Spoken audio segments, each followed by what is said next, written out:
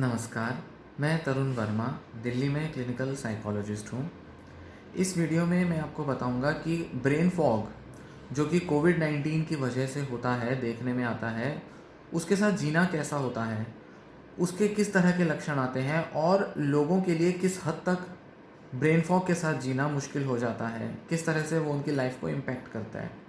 Hindustan times के एक recent article के ऊपर बेस्ड है ये वीडियो, जिसमें दो अलग अलग पेशेंट्स के बारे में उन्होंने डिस्कस किया है, बताया है, डिस्क्राइब किया है कि कैसे ये दोनों पेशेंट्स जो थे जिनको कोविड-19 हुआ था कुछ समय पहले, और कैसे उनमें ब्रेन फॉग के सिम्टम्स डेवलप हुए और किस तरह से उनकी लाइफ जो है वो अफेक्ट हो गई, किस हद तक उनकी लाइफ जो है वो डिस्टर्ब हो चुकी है ब्रेन फॉग के सिम्टम्स की वजह से।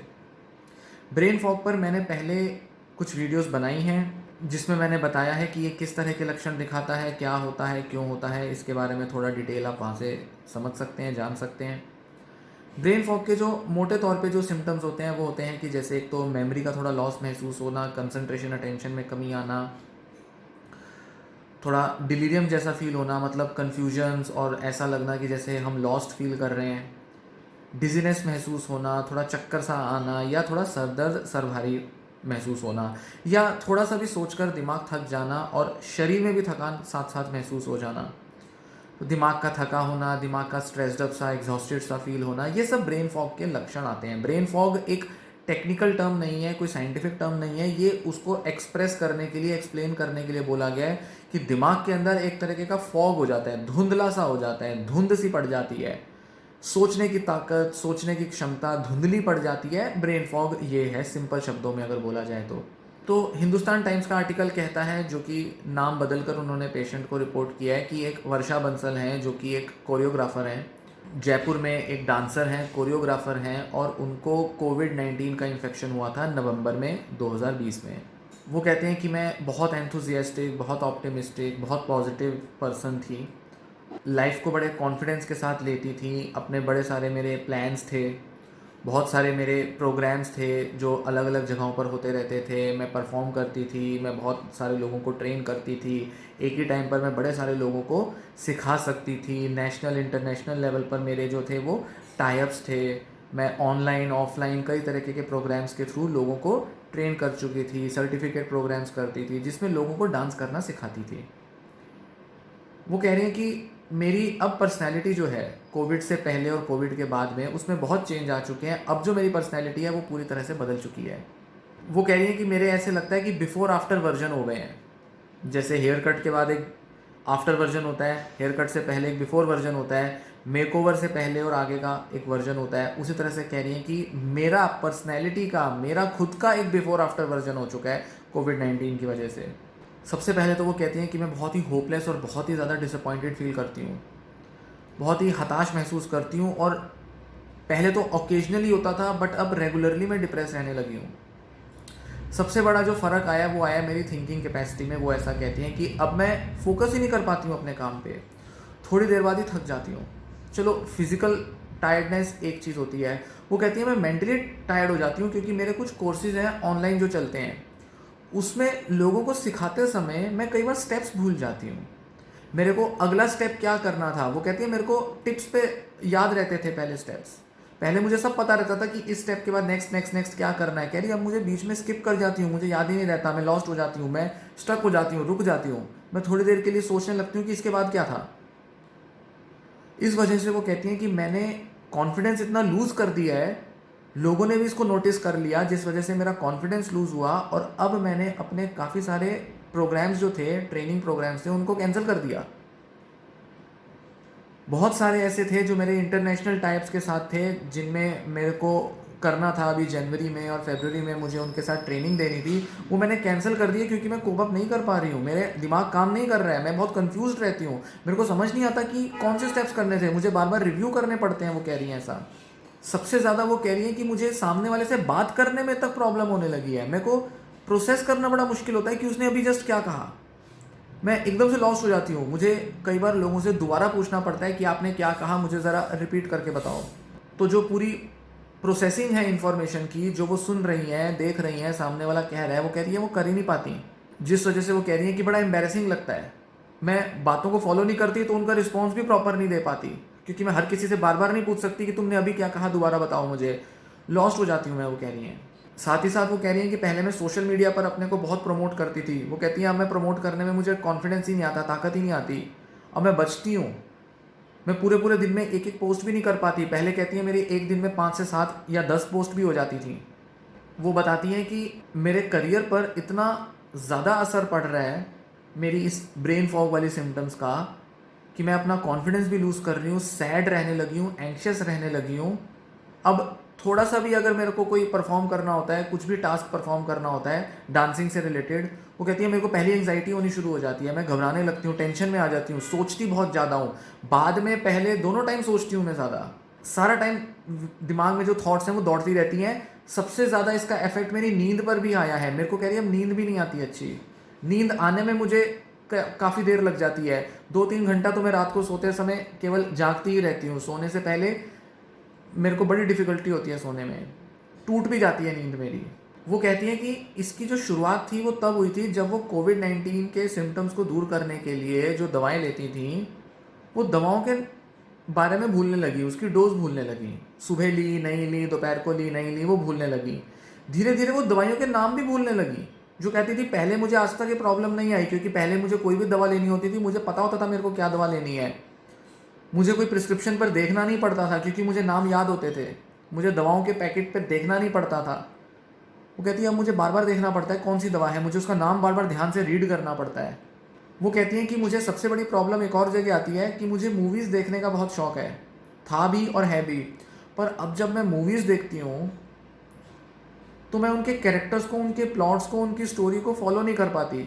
मैं मिस कर देती हूँ, मैं भूल जाती हूँ कि स्टोरी में चल क्या रहा था, या ये कह लो कि स्टोरी के जो कैरेक्टर थे वो किस तरह से आगे बढ़े, क्योंकि बीच बीच में मैं लॉस्ट हो जाती हूँ। तो मुझे पता नहीं चल पाता इससे पहले क्या था जिस वजह से ये सीन आया, या इस एक्टर ने ये बोला या ये फॉलो किया या उसका एक्शन ऐसा रहा।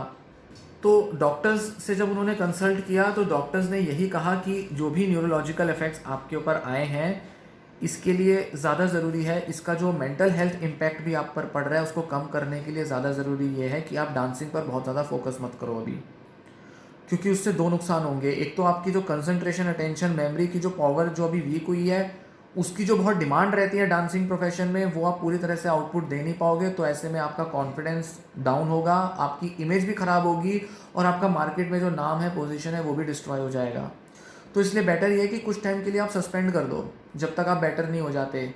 उसके अलावा आप ऐसी चीज़ों पर फोकस करो, ऐसी एक्टिविटीज़ पर अपना ध्यान लेके जाओ जहाँ पर आप अपने इंटरेस्ट को फॉलो कर सकते हो, जो आपके लिए इंटरेस्टिंग है, जिसमें बहुत ज़्यादा कोई प्रोफेशनल आपको परफॉर्मेंस नहीं देनी है, जिनको आप लाइट मूड में, लाइटर वे में भी पूरी कर सकते हो, परफॉर्म कर सकते हो। इंटरेस्ट, हॉबीज़, कुछ ऐसी चीज़ें जो आपको स्ट्रेस फ्री रखें, जहाँ दिमाग का बहुत ज़्यादा इस्तेमाल ना हो। खासकर परफॉर्म ना कर पाने की वजह से आपको एंजाइटी, टेंशन और सैडनेस ना हो, ये ज़्यादा ज़रूरी है इस टाइम पर ध्यान देना।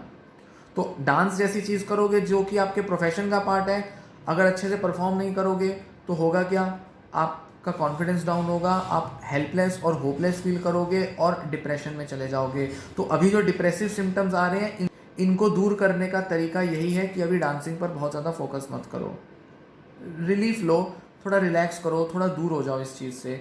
जब रिकवर करोगे, माइंड की पावर बेटर हो जाएगी, कैपेसिटीज़ बेटर हो जाएंगी थिंकिंग वाली, तो उसके बाद दोबारा से धीरे धीरे धीरे रिकवर कर लेना। पर वो भी धीरे धीरे करना, एक साथ बड़े सारे टास्क, बड़े सारे प्रोग्राम्स मत कर लेना, क्योंकि उसमें फिर से दोबारा से बर्डन बढ़ेगा, फिर से दोबारा से बहुत प्रेशर बढ़ेगा।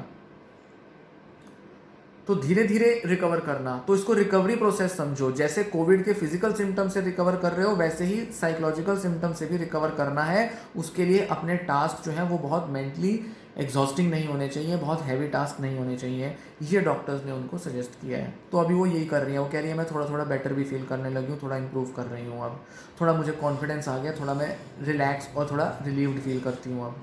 तो जैसे सोती थोड़ी ज़्यादा हूँ, खाना अच्छा खाती हूँ, एक्सरसाइज पर फोकस करती हूँ, रीडिंग करती हूँ तो थोड़ा लाइट रीडिंग करती हूँ। पहले मैं बहुत ज़्यादा रीड किया करती थी, अब रीडिंग इंटरेस्ट में भी कहती है मैंने रिकवर तो किया है, कर तो रही हूँ, पर थोड़ा थोड़ा रीड करती हूँ। जब ज़रूरत होता है तब रिलैक्स कर लेती हूँ और स्ट्रेस फ्री होने के लिए थोड़ा गैप ले लेती हूँ। पहले मैं लगातार काम करती थी, अब मैं गैप ले लेती हूँ, वो कह रही हैं ऐसा। दूसरी एक पेशेंट थी हिरल शुक्ला, जो कि 28 साल की एक पीआर एग्जीक्यूटिव हैं, एचआर एग्जीक्यूटिव हैं एक प्राइवेट कंपनी में। और उनका जो काम है वो है लोगों से डील करना, लोगों से मिलना, क्लाइंट्स को हैंडल करना। वो कहती हैं कि मैं बहुत ही एक्सट्रोवर्ट और बहुत ही सोशेबल पर्सन रही हूँ हमेशा से, और मेरी जो पर्सनैलिटी है वो भी ऐसी रही है, और मेरा काम भी यही डिमांड करता है कि मैं ज़्यादा से ज़्यादा लोगों से मिलूँ, कई सारे लोगों को एक ही टाइम पर हैंडल करूँ, जो कि मैं बहुत आराम से कर लिया करती थी। लोगों से डील करना मुझे बहुत पसंद भी था, और लोगों से डील करने में मैं अपने को बहुत कॉन्फिडेंट और बहुत पॉजिटिव फील करती थी। पर अब कहती हैं वो कि कोविड-19 के इस इन्फेक्शन के बाद, इस डिसीज़ को एक्सपीरियंस करने के बाद जो वो सिम्पटम्स फेस कर रही हैं, उसमें सबसे बड़ी प्रॉब्लम तो ये आई है कि मैं अब मल्टीटास्किंग नहीं रह पाई। पहले वो बता रही हैं कि मैं एक ही टाइम पर 3-4 क्लाइंट्स को हैंडल कर लिया करती थी, एक पूरे दिन में भी या एक ही टाइम पर। अब कहती हैं मैं एक टाइम पर एक ही क्लाइंट को हैंडल करती हूँ। मुझसे 2 या 3 क्लाइंट्स की प्रॉब्लम्स और उनकी जो इश्यूज़ हैं, उनकी बातें हैं, उनके जो टॉपिक्स जिस पर डिस्कस करना था, वो सब याद ही नहीं रह पाते, मैं उसको फॉलो ही नहीं कर पाती। साथ ही साथ वो कहती हैं कि ईमेल्स भी जो रीड करने होते हैं मुझे, मेरे कंपनी की तरफ से कई सारे ईमेल्स मुझे फॉरवर्ड किए जाते हैं, जो कि बहुत सारे कह रही हैं मेरे को ईमेल्स आते हैं। मैं एक चैनल हूँ इस पूरी ऑर्गेनाइजेशन की, तो मेरे थ्रू ही बहुत सारे मेल्स होकर निकलते हैं, और अब वो ईमेल्स जो मेरे पास आते हैं फिर मुझे आगे फॉरवर्ड करने पड़ते हैं, वो इतने ज़्यादा हो जाते हैं कि मैं रीड ही नहीं कर पाती हूँ। मुझे बार बार एक ही मेल को रीड करना पड़ता है, मेरा दिमाग कंसंट्रेट ही नहीं कर पाता है अब उन पर। मेरे को वो इन्फॉर्मेशन याद ही नहीं रह पाती, समझ ही नहीं आ पाती है। और जैसे कि मेल मुझसे पढ़ा नहीं जाता, मुझसे फिर दोबारा मेल को फॉर्मुलेट भी नहीं किया जाता। वो कहती है पहले मैं बहुत सारे मेल्स लिखती थी, एक एक दिन में कई कई मेल्स मुझे भेजने पड़ते थे।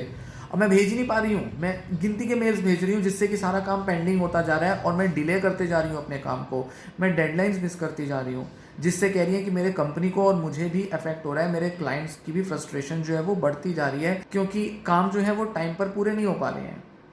तो सबसे ज़्यादा जो प्रॉब्लम है वो कह रही हैं कि कंसंट्रेशन बनाने में और भूलने में हो रही हैं, भूलती बहुत जा रही हैं। साथ ही साथ जैसा कि पिछले वाले केस में बताया, इनको भी लोगों के साथ बात करने में बड़ी प्रॉब्लम हो रही है। लोगों को ये बार बार कहती हैं कि धीरे धीरे बोलो, उनकी बातों को फॉलो नहीं कर पाती, उनकी बातें ध्यान नहीं दे पाती, याद नहीं रख पाती, वो क्या बोल रहे हैं वो लॉस्ट हो जाती हैं, भूल जाती हैं, और उनकी बात पूरी ध्यान से सुन नहीं पाती, जिस वजह से वो प्रॉपर रिप्लाई नहीं देती, जो कि बहुत एम्बैरेसिंग लगता है उनको रोज़मर्रा की कन्वर्सेशंस में। तो वो कह रही हैं कि मेरे को काफ़ी सारा ऑनलाइन वर्क करना पड़ता है, ऑनलाइन मीटिंग्स करनी पड़ती हैं, और मैं कई बार बिल्कुल ब्लैंक हो जाती हूँ। मैं लोगों को रिपीट करने के लिए बोलती हूँ कि प्लीज़ पार्डन रिपीट करो कि आपने क्या बोला। साथ ही साथ वो कह रही है कि पहले मैं बहुत ईजिली अपनी बॉडी लैंग्वेज को मेंटेन करती थी, जैसे कि आई कांटेक्ट बनाना, एक अलर्ट बॉडी लैंग्वेज होना। वो कहती हैं अब मुझे उसमें भी कॉन्फिडेंस कम हो गया, क्योंकि मैं आई कांटेक्ट ही नहीं बना पाती।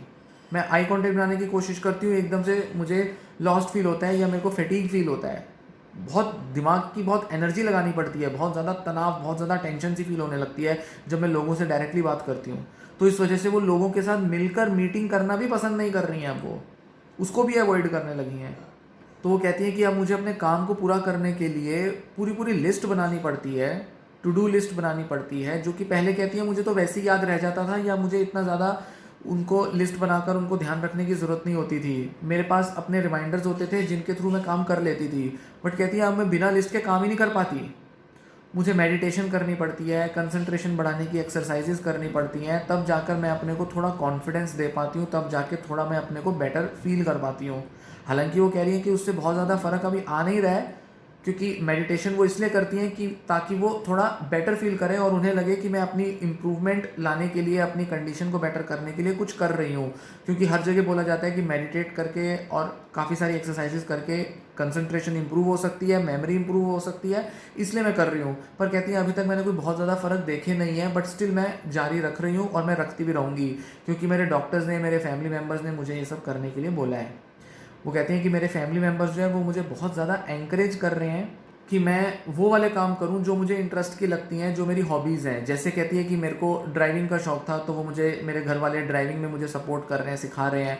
हालांकि वो कह रही हैं कि ड्राइविंग भी मुझे सीखना बहुत मुश्किल हो रहा है, बट फिर भी वो कह रही है कि मुझे थोड़ा सा पुश कर रहे हैं, ड्राइविंग सीख लो, थोड़ी इंटरेस्ट की एक्टिविटीज़ कर लो, स्पोर्ट्स खेल लो, या किसी तरह से वीडियो गेम्स खेलने पर मुझे मोटिवेट कर रहे हैं, क्योंकि वीडियो गेम्स जो है वो कंसंट्रेशन, मेमोरी बढ़ाने में हेल्प करती हैं, और वो फ़न एक्टिविटीज़ भी होती हैं।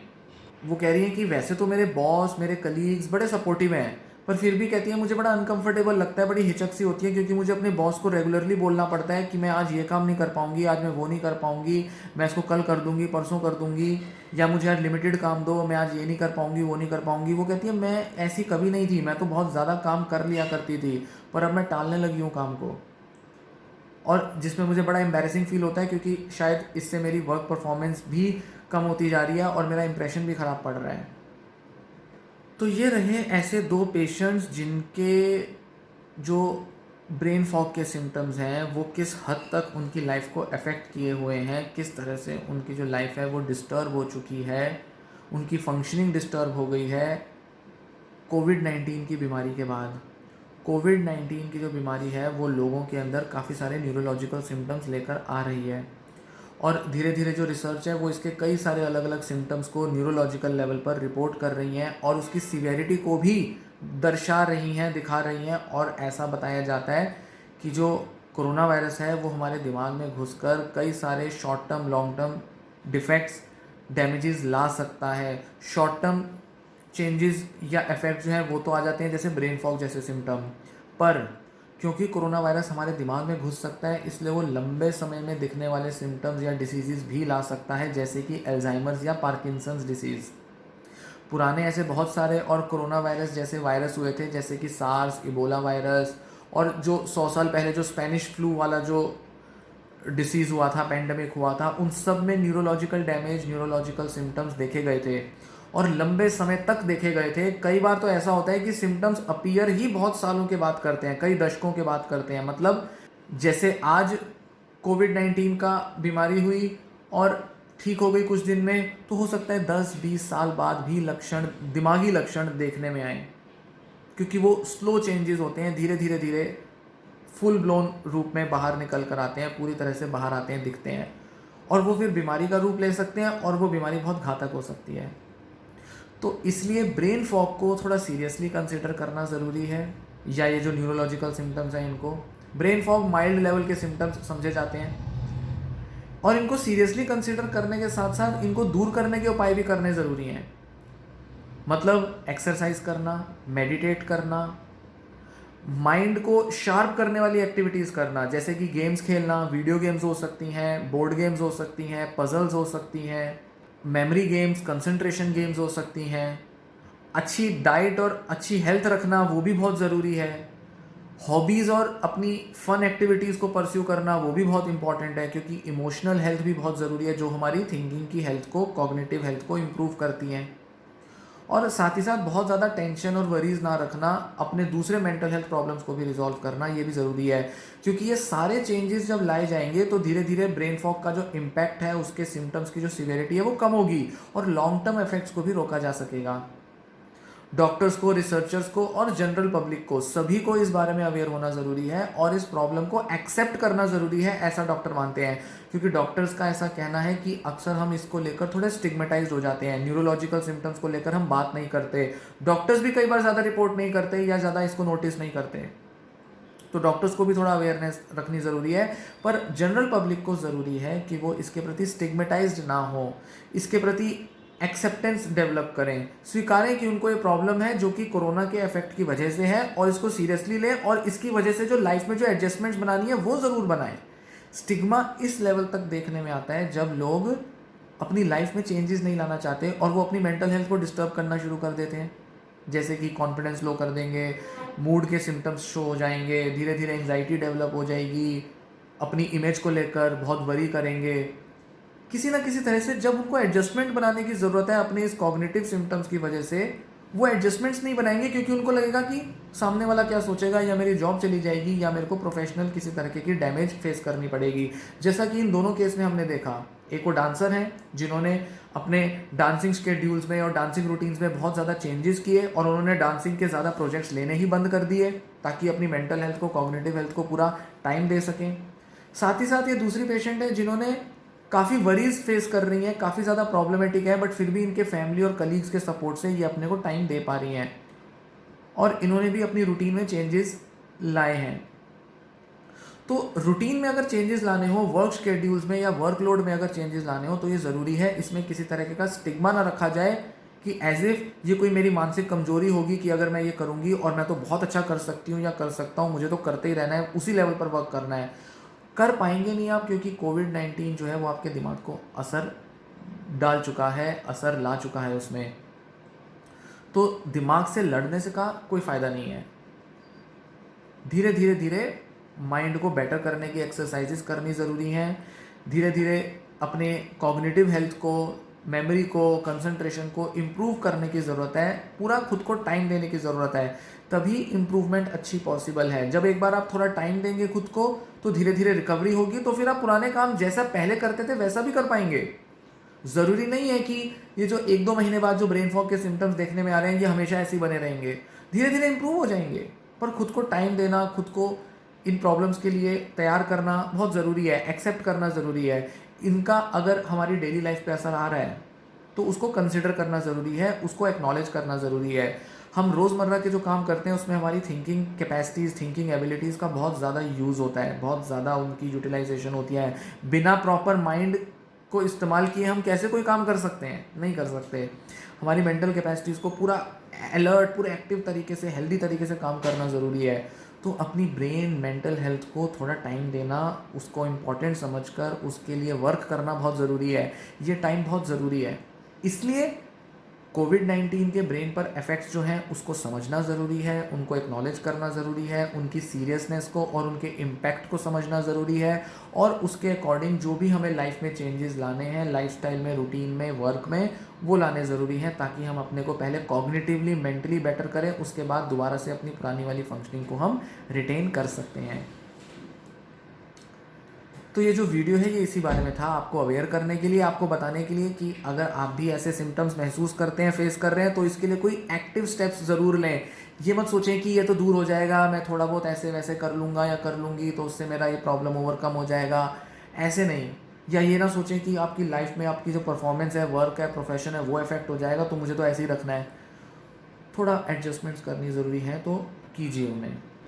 तो उम्मीद है ये वीडियो आपको पसंद आया होगा, इसमें जो जानकारी है वो आपके काम आएगी। वीडियो पसंद आया हो तो लाइक करें, चैनल भी ज़रूर सब्सक्राइब करें अगर अभी तक आपने चैनल सब्सक्राइब नहीं किया है तो। कमेंट करें, मैं आपके कुछ क्वेश्चंस होंगे उनका आंसर दूंगा, या अपना कोई फीडबैक दें, एक्सपीरियंस शेयर करें। साथ ही साथ इस वीडियो को शेयर भी करें किसी ऐसे व्यक्ति के साथ जिसके लिए ये बहुत ज़रूरी हो सकती है, जिसको ये जानकारी लेना बहुत हेल्पफुल होगा, या सोशल मीडिया पर शेयर करें, जिसको देखना होगा वो ये वीडियो अपने इंटरेस्ट के बेसिस पे देख पाएगा। धन्यवाद।